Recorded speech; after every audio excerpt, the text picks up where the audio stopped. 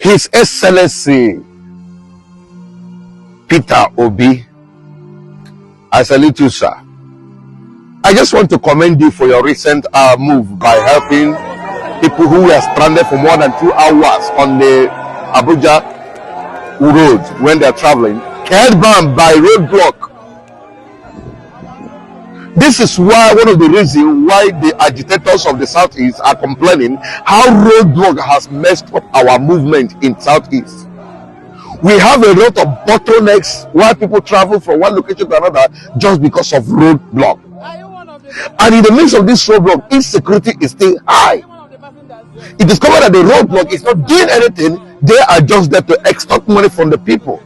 But when you go to the upper north, it's not the same. And people will ask, why? You just saw what happened. You stood up and left your convoy, marched to the police and addressed the issue. They have to open the door and people pass through. People are saying this is the next coming government president. I don't know why people should not know read the handwriting on the wall. It is written and agreed that Igbo man will never be on that seat. Let me use the Igbo to say it. They have accepted it. Nigeria don't want any good person. You guys forgot in the Bible when Jesus was to be crucified with the thieves. They said, "Leave Barnabas, give us Barnabas, go and kill Jesus, but slaughter him, crucify him." So in other words, they know that the Barnabas is a thief, it's an armed robber, it's a drug addict. They say, "Give us Barnabas, we prefer him." Nigeria prefer evil more than good. So since you are a good man, you can never rule Nigeria. And when you are a good man, you can never rule Nigeria. No two ways about it. Believe it or not. If you like, marry for all Nigerians, give them everything they want. They will never allow an Igbo man to be there. It is written, it is agreed. Somebody will say, God will pass them. Let them say, "But God wanted." Please, I want you to hear what this man said about election. Hear him before I come back. Many times people are wondering when we're praying for Ghana, all we are praying is, "Lord, give us good leaders," or praying for election. We're not going to pray for that. Election is election. You go and elect. And for your information, I don't believe God chooses leaders for countries. If God is the one who chooses leaders, he's been making a lot of mistakes. He's been making a lot, especially on our continent. We say, "God, what kind of choices have you been making?" God does not choose leaders for countries. He's not involved in the business. That's true. We are not Israel. We are Ghana. We are a non-covenantal nation, a Gentile nation. God does not choose leaders for us. If you even pray and say, "God, we pray, oh Lord, you know, there has to be, choose the one who is right," he won't choose. Because I cannot believe God chooses. If God is the one who's been making these choices, we have to have a conversation with him.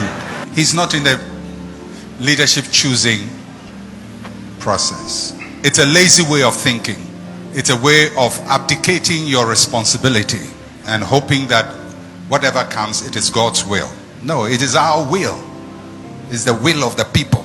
If you are foolish, you make a foolish choice. So we're not going to deal with that. But God doesn't choose leaders. Just take it like that. Go and vote. You are choosing the leader. You can prayerfully consider. You can pray and say, "God, guide me," but that's up to you. But use your head. I sincerely believe and agree that you must have heard what the pastor said from Ghana. That if God is the one who elects leaders, then we need to ask him questions, because we have received rubbish leaders in Africa. Who will believe that God, who loves his children, will give up people like Buhari, give us Tinubu? Let me mention them. Nobody. We are tired. Somebody who doesn't hear the cry of the people. Recently, the wife said nobody should blame the suffering of the people to her husband. The suffering of Nigeria, if it was 20%, it turned to 95% since APC started. Go and check it. The crime rate went high. Boko Haram now, we are sophisticatedly armed. Look at recently that Boko Haram, repented Boko Haram left the prison with some ammunition. Did it happen during the time of Jonathan? Jonathan were watching them, gone to war, trying to bring them down. The same Buhari was shouted, "Stop killing the Boko Haram." And somebody will be telling me that the problem did not start with your husband. It started with my wife. It started with my husband. Now me where start with. It didn't start with your husband. Who brought Buhari? Did a meal or whatever, the wife of the president. Who brought Buhari? Is it not your husband? Why did it start? He campaigned for him. He wanted us to play video for you, make it him. It was him that brought Buhari. That was why he said a miracle, that he single-handedly brought Buhari into power. And that is how it is done. It was an agreement. Step down, let this person be the vice, then Mr. Where he now born. So they've suffered now your husband there.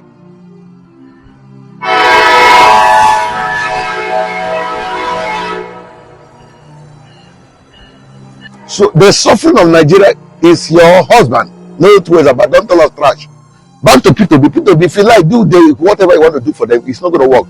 It's not God that elects people. It's people that chooses. So the Nigerian people will never choose good persons. They want evil. Even if they choose good person, the wicked people, the INEC will turn people's neck and choose whom they want. Who have the higher bidder will take it. And a no good man who want to rule Nigeria will use money to buy that position. If you buy it with your money, you can never deliver the dividend of democracy. You will simply want to recover your money. And that is what the Nigeria is suffering. The man who is happening to be the highest bidder have to recover his money. And I don't blame him for that. When the elders of the Yoruba met him, he told them that he didn't vote for me. I got it through my money. So, Kupitobi, I hope you are not doing this thing. I know you are a good man, and you are doing it because of your good question. But if not for you to rule Nigeria, and I lie. I only pray, let them divide this Nigeria and give us people like Kupitobi to rule us. We love you. Look at how they share the Kupitobi forget to be the same people that shall crucify him on Friday. Was on the highest on Sunday, shall crucify him on Friday. So, Uncle P2B, bear in mind that Nigeria can never be good because they prefer evil to good. That is the truth. And you are a good man, you are not qualified. P2B is not qualified to rule Nigeria. Why? Because he's a good man. Nigeria don't like good people. They like evil. They like drug addicts. They like people who don't finish their school. They like people who will lie to them and tell them they only have one cow. They like people. What are you telling me? I beg. The origin and foundation of Nigeria is embedded in corruption. So corruption makes Nigeria to thrive and work with those who eat from them. Those who perpetrate the corrupt people thrive. I repeat, the foundation of Nigeria is embedded, is built on corruption.